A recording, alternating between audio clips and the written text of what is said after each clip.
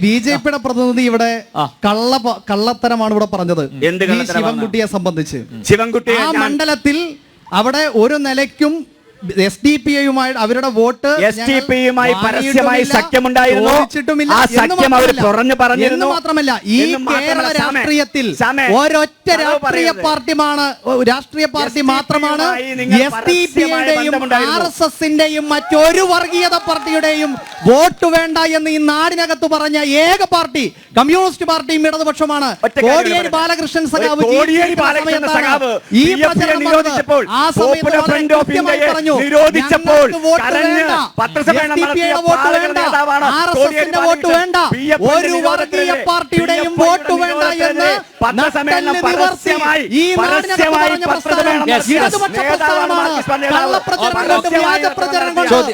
നാടിനകത്തെ ജനങ്ങളെ വേണ്ടി കഴിയില്ല എന്നതാണ് സൂചിപ്പിക്കുന്നത്. അതിലൊരു വ്യക്തത വന്നിട്ടുണ്ട്.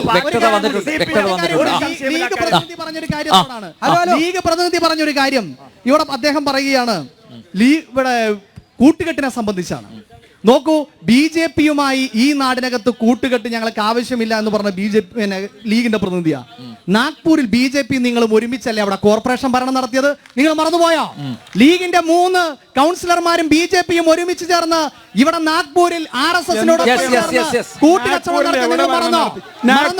നടന്നിട്ടുണ്ടെങ്കിൽ നിങ്ങൾ ഒന്ന് വാർത്ത നോക്കൂ, ആ വാർത്ത എടുത്തു നോക്കൂ.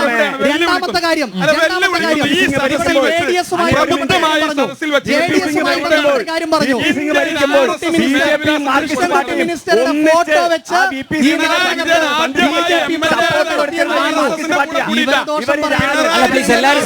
എല്ലാരും സംസാരിച്ചു കഴിഞ്ഞാൽ ഇത് കേൾക്കുന്ന നിരവധി പ്രേക്ഷകർ അവർക്ക് മനസ്സിലാവില്ല. സോഷ്യൽ മീഡിയയിൽ വ്യാജ പോസ്റ്റ് ഉണ്ടാക്കുന്ന കാര്യത്തിൽ ഈ നാടിനകത്ത് വലതുപക്ഷം വളരെ മിടുക്കന്മാരാണ്. അതുപോലെ ഉണ്ടാക്കിയൊരു വ്യാജ പോസ്റ്റ് ആയിരുന്നു കൃഷ്ണൻകുട്ടി മിനിസ്റ്ററെ ഇവിടെ പോസ്റ്റിനകത്ത് ഉൾപ്പെടുത്തിയത്. അതിനെതിരായി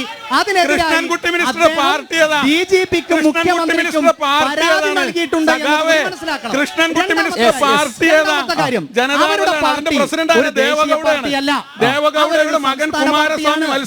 ഓരോ സംസ്ഥാനത്തും അതാത് പ്രദേശങ്ങളിലെ പാർട്ടി നേതൃത്വമാണ് അവിടെ തീരുമാനമെടുക്കുന്നത്. കേരളത്തിലെ കൃഷ്ണൻകുട്ടി വിഭാഗത്തിന്റെ തീരുമാനം വന്നത് BJPയോടൊപ്പം ഒപ്പം നിൽക്കാനല്ല, അവര് സംസ്ഥാന പാർട്ടിയാണ്. ഈ ഇത്തരത്തിലുള്ള കളവുകൾ ജനങ്ങളോട് വിളിച്ചു പറയുകയാണ്. അവർ